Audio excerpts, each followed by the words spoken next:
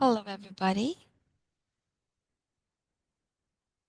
and welcome to my presentation on the impact of student learning by Jerlyn May Adepan, yours truly, analyzing data for educational effectiveness. What's inside? So, in here, you will be knowing what the overview of the impact of student learning project is, what were the unit learning goals, assessments, outcomes, and standards. And secondly, you're going to know the data to support educational outcomes. So you will see a lot of graphs, student products, and more in the Google Sheet. There's pre-test data, intervention data, that is minimum of 5 days. There's video lessons, um, practice tests, and post-test data. Also, a visual representation of the data, that is bar graph and line graph. Also, you can see the data analysis and what are the trends. What did the data tell me about the student learning? And also you can see my reflection of what I've learned during my practicum, including my strengths and weaknesses and areas for improvement. And also I'll be sharing this video link. For the learning goals, we've got the unit of study or interventions for classroom students. And I created an Excel graph that shows students data and a visual display, which is graph of the data, and I reflect on the impact of student learning. So according to Slavin 2020, those evidence-based practices are actually teaching techniques validated by thorough research and repeated empirical studies. So guaranteeing that classroom approaches fit what most benefits student learning. So this is what um, I've been basing my study. And also, according to Hamilton et al. 29, complementing these approaches, like the data-driven instruction, is a good method of gathering, analyzing, and applying the student performance data to inform teaching choices. So based on the results, that is quantifiable, this approach allows me as a teacher to tailor education, and I can identify learning gaps and offer prompt focused interventions. And also the evidence-based practices and the data-driven instruction together provide a research-informed framework stressing instructional responsiveness, responsibility, and equitable in teaching. So the universal implementation of these EBPs is absolutely vital. Why? To guarantee all children get both efficient and fair education in today's varied classroom, as Slavin 2020 points out. So in my assessment overview, I gave pre-test data, I have intervention data, I've got video lessons data, the practice questions data, and post-test data, and I also put the trends and insights as we go along. So the goal of the impact of student learning for me is, as what I've mentioned a while ago, to develop a learning unit and analyze the student assessment data. What's the impact of the instructional practices I've been using on the student learning outcomes, and also to examine student work samples, analyzing using the data, and I created graphs to visualize the data and also reflect on the findings. Why? To inform instructional decision making.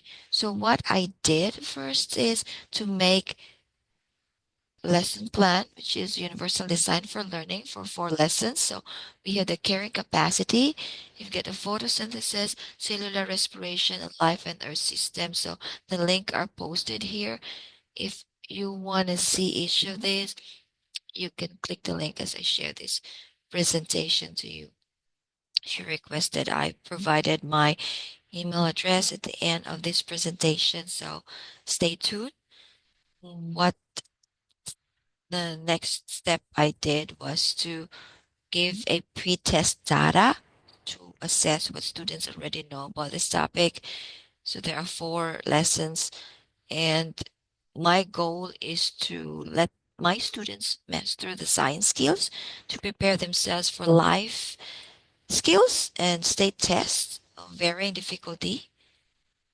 And also those with 504 plans and IEP goals also received appropriate accommodations, modifications, and samples were collected to evaluate pre-data, and feedback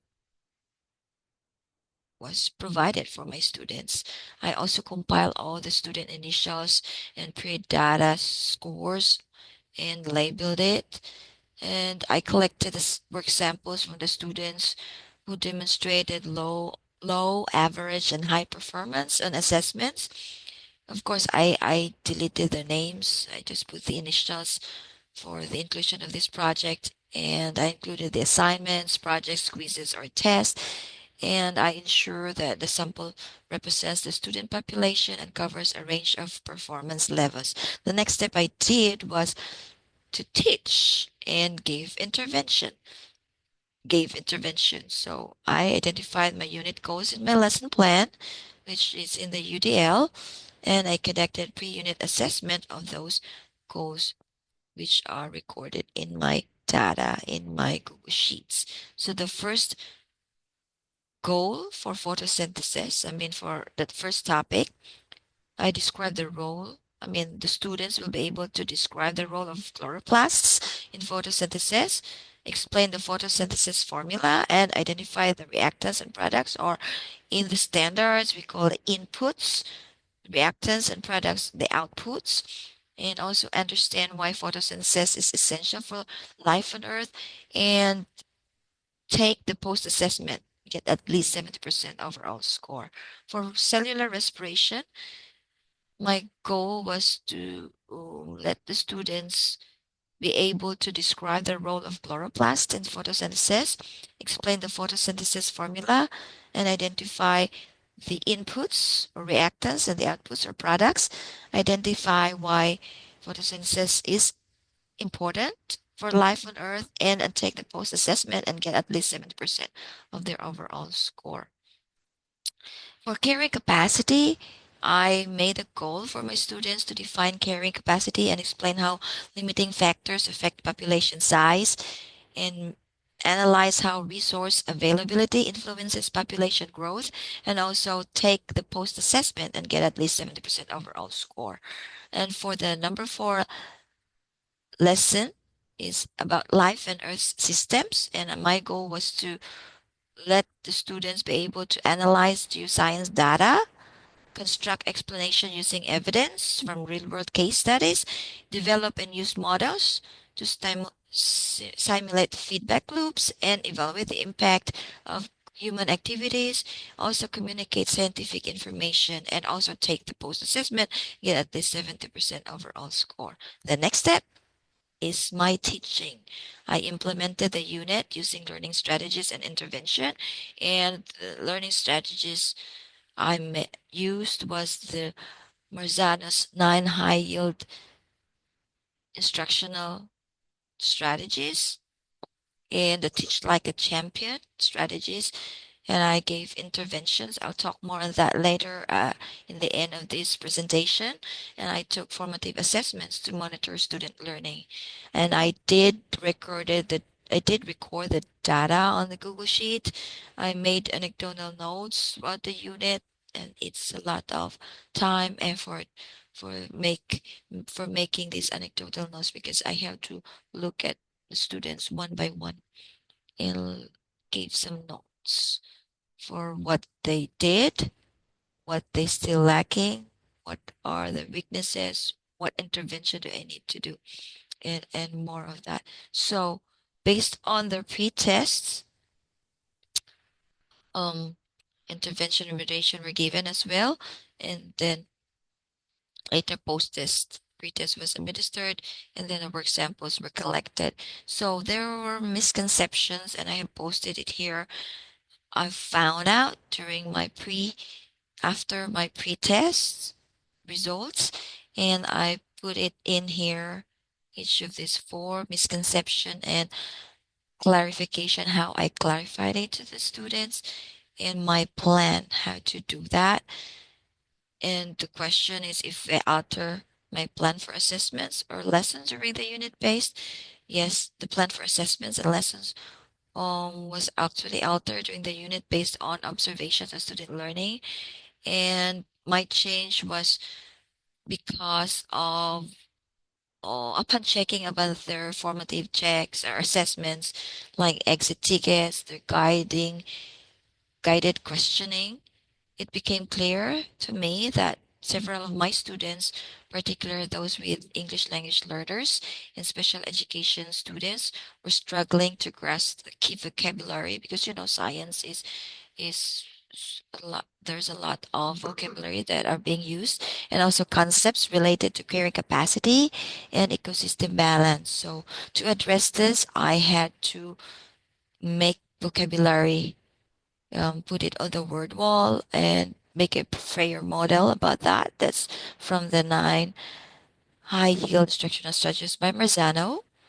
And I also made the students graphic organizers to let them visually connect population growth, limiting factors and growing capacity, and also formative assessments. So I adjusted, yes, and it was appropriate because there was improvement according to the result in the formative assessments like concept maps and exit tickets. And there's also increased student participation and confidence during the think, pair, share activities, and also the SPED students and EL students were able to correctly answer high order thinking questions at the end of the unit, indicating they have improved their comprehension. What's the impact of why I did the feedback, or why we need feedback for us educators? We need to give feedback to our students. We call it individualized feedback, which is specific, actionable, and timely for our students. And based on this, I gained more respect, and students understand more about the misconceptions and improve their scores on summative assessment. And also the final test scores showed a class average increase of 38% from all the four post-test assessments. And you can see there in my graphs and data later. And the next step was the graphical representation of the data. And step 5 was I did reflect on my instructional strategies and what will I do next. So this is the first graph and results of my pretest and post-test score. So you can see here in this graph, let me put this down here, that the highest growth, as you can see here, the blue represents on this graph. The blue represents pretest carrying capacity, red represents post-test score, the yellow is the percent growth. As you can see here, there was the highest growth was 87. So you can see here, 87%, which is PC Palmer, and the lowest growth was GC Gates, which was 83%. So the average pretest score was 27%. Pretest meaning students just knew about 27% of the whole unit, while the average for the test was 49%, meaning there is there is some. Let's go back to here.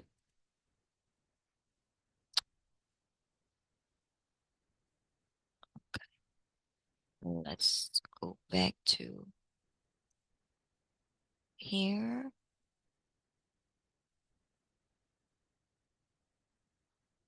All right. Sorry about that. So it shows that there were actually pre-test scores, guided notes. I had to redirect most of the time. And you can see here the post test, the high score was BT Beasley, who scored 100%, and the lowest score was PC Hammer, who scored 23%. So there was intervention, also remediation, um, given to all my students. And as you can see, for the growth in yellow for each of the students, there were growth of about 35% mean, the average. Right, for the cellular respiration topic, you can see here the pre-test, 45%. We've got the collected data from pre-test video lessons and after remediation, practice test and post-test. There is actually an increase of 70%. After remediation, there's 78.25%, and post-test 86.25%. And the findings um, represents that student scores improved at every instructional stage. As you can see, the largest gain actually in this graph was between the pre-test and video lessons, indicating strong initial learning. So based on my or the trend of this, I can see that students love to watch video lessons because they can see, usually my students are visual learners, and they like to watch visually and learn visually most of the time. Also, I did give remediation, and according to the data, it was effective, especially for struggling students. The post-test results show mastery of the topic for most students. And what I did learn that if we give multi-phase instruction, not just one thing, like we gave video, like the UDL lesson plan, there are opportunities for them to learn video lessons, remediation, there's practice questions, then it will be successful. And the targeted support helped close learning gaps for lower performing students. And as you can see here, there is positive trends in the learning growth and retention, as you can see here in this graph as well. Post test is the blue, practice test is the pink, after remediation is the red, video lesson are um, orange one, and the pre-test is the pink one. So as you can see, pre-test and there's an increase. The blue one is the post-test. So it is effective. I mean, the intervention was effective. The next one that I'd like to share with you is this graph and data results of students' performance on the life and earth systems. We've got the post test and the percent growth. As you can see here in the graph above, that students have made progress. They gain more knowledge from pre-test to post-test. As you can see, the highest growth was 60% increase, especially for this. Look at this. Ellen Bluff, and the lowest growth was on Thomas, but that doesn't mean that he had slow growth since he already had prior knowledge of the concepts in life and earth science. So I had to give more intervention, especially for B.D. Beasley, which she got 23% on the post test. So I was bothered about it. So I checked those who needed more remediation. I had to give more intervention. Why? Because the student was easily distracted, and I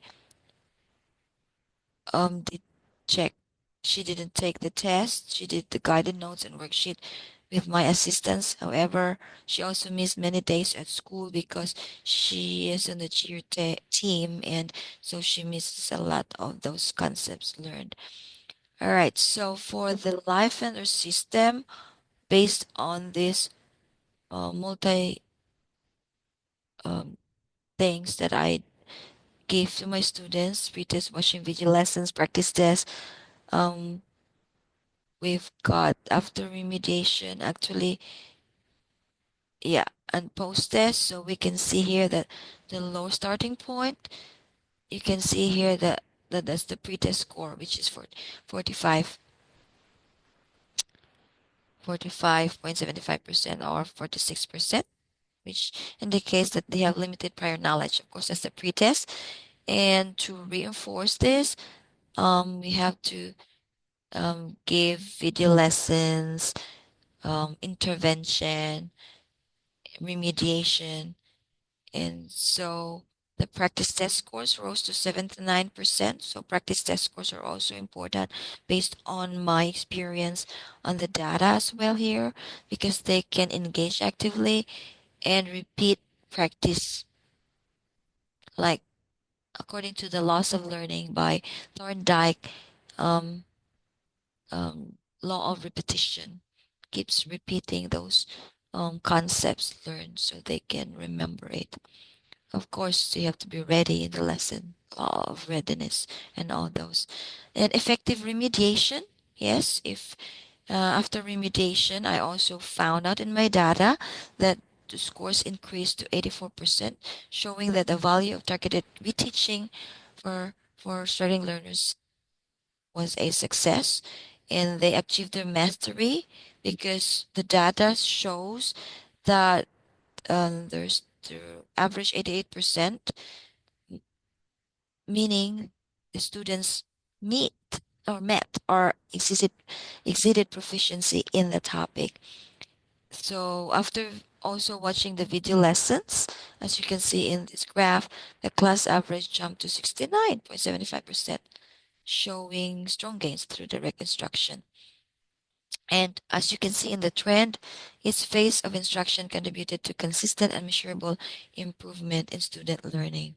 So my key takeaway from this data, or I can share to the fellow educators, is if we combine multimedia instruction, just like why I use video lessons in practice learning, they can practice also more opportunities for practice and remediation. It was highly effective in boosting the content mastery, as you can see here in this line graph.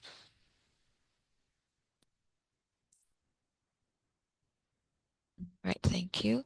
And I would like to share my reflection of what I've learned through this practicum journey. I implemented the layered instruction, that is pre-test, video practice, remediation, post-test, and which resulted actually in meaningful learning gains.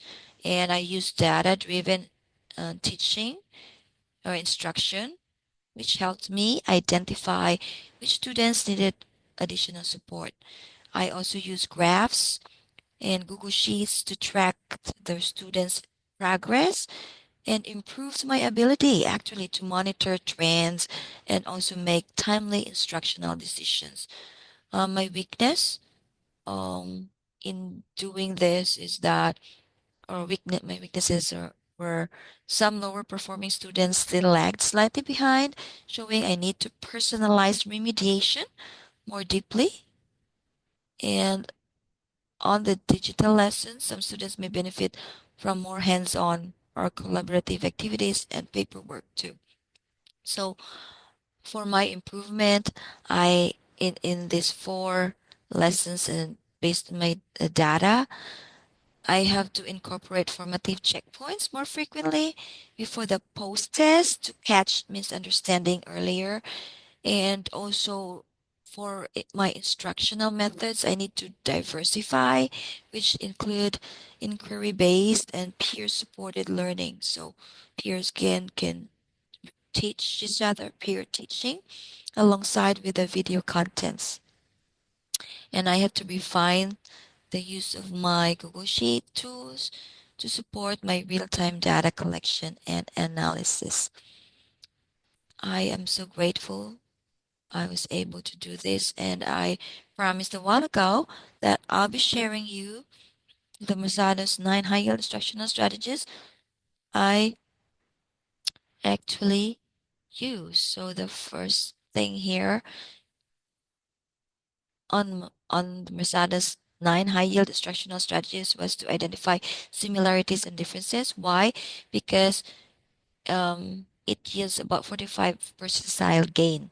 And these are the examples here, how it looks in the classroom. So in my case, I use T-charts for my students, Venn diagrams with the differences, similarities at the middle are both.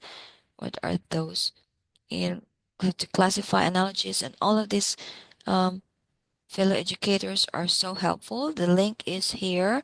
We have also, if students summarize and note take, we have guided notes every time we have lesson. And also um, all of this stuff. So these are my references, Hamilton, Jackson, Slavin, and these are the student samples, what they did. And thank you for listening. This is Julmi Atuban, MSc Special Education student. This is my email address, biologyteacherme@gmail.com. If you want to ask more about it, I have the dissertation on differentiated instructional strategies on multicultural responsiveness. I can share more information about that. It's biologyteacherme@gmail.com. Thank you so much for listening and have a great day.